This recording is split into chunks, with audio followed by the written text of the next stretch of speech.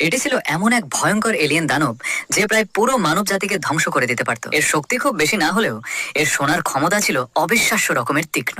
মানব জাতিকে বাঁচানোর জন্য দুই অত্যন্ত বুদ্ধিমান ভারতীয় এই দানবগুলোকে ধরে ধরে শেষ করার সিদ্ধান্ত নিল। তারা জঙ্গলের মধ্যে কয়েকটি কন্টেইনার দিয়ে একটি ফাঁদ তৈরি করলো এবং নিজেরা দুদিকে লুকিয়ে রইল। রিমোটের বোতাম চাপলেই উপরে লাগানো মিউজিক বাজতে শুরু করত। শব্দ শুনে দানবটি ফাঁদের দিকে এগিয়ে আসতো এবং কন্টেইনারের ভেতরে ঢুকলেই দরজা বন্ধ হয়ে যেত। খাটো লোকটি দূরে একটি দানবকে দেখতে পেয়ে সঙ্গে সঙ্গে রিমোটের বোতাম চাপলো।